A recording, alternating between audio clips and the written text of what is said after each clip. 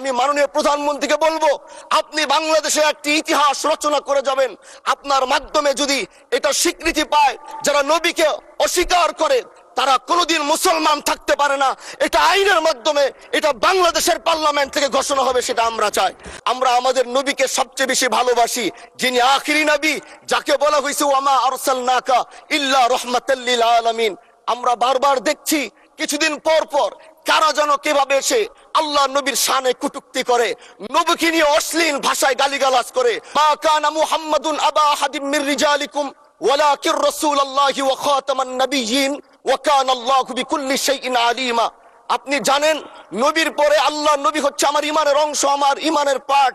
তিনাকে ভালোবাসা, তিনার উপর ইমান, এটা আমার ইমানের অংশ। তিনি আমার শেষ নবী, যেটা কোরআন ঘোষণা দিয়েছে। নবীও বলেছে আনা খাতামুন নাবিয়্যিন আলা নাবিয়্যা বাদি, আমি শেষ নবী, আমার পরে কোনো নবী আসবে না। কিন্তু মাননীয় স্পিকার, দুঃখের সাথে বলতে হয়, বাংলাদেশের এরকম একটি পার্ট রয়েছে, যেই পার্টের এক অংশ মানুষ তারা নবীকে অস্বীকার করে, তারা মুসলমান দাবি করে। এবং এই বিষয়ে অনেকেরই ধারণা আছে, তারা জানে এই আন্দোলন করতে গিয়ে অনেক মুসলমানকে রাস্তায় শহীদ হতে হয়েছে, আন্দোলন করতে হয়েছে। স্বাধীনতার পর থেকে আজও সে আন্দোলন চলছে, কিন্তু আজও পর্যন্ত সেটা পাইনি। আমি মাননীয় প্রধানমন্ত্রীকে বলবো, আপনি বাংলাদেশে একটি ইতিহাস রচনা করে যাবেন। আপনার মাধ্যমে যদি এটা স্বীকৃতি পায়, যারা নবীকে অস্বীকার করে তারা কোনোদিন মুসলমান থাকতে পারে না, এটা আইনের মাধ্যমে এটা বাংলাদেশের পার্লামেন্ট থেকে ঘোষণা হবে, সেটা আমরা চাই।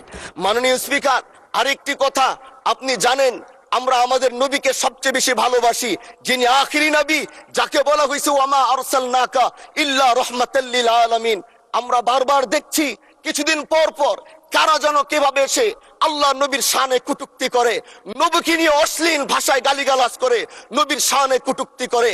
এই আন্দোলন, এই সংগ্রাম করতে গিয়ে আপনিও মাননীয় স্পিকার দেখেছেন, রাস্তাঘাটে আন্দোলন করতে গিয়ে কত মানুষ মৃত্যুবরণ করেছে। যদি একবার বাংলাদেশের আইনে, কারণ মুসলমান যদি আমাদের বাংলাদেশের পার্সেন্টেজ অনুযায়ী আমাদের অবশ্যই মুসলমানদের সংখ্যা এই দেশে অনেক বেশি। আমরা তো অন্য কিছু চাচ্ছি না। এই দেশের মানুষ নামাজ না পড়লেও যদি কেউ নবীকে কটূক্তি করে, তার কলিজা ছিঁড়ে যায়, সে রাজপথে নেমে যায়। আমি বলবো, যারা নবীকে কটূক্তি করে, নবীর নামে গালিগালাজ করে, এদের মৃত্যুদণ্ড, এই আইনটাও যেন বাংলাদেশের এই সংসদ থেকে পাশ করা হয়।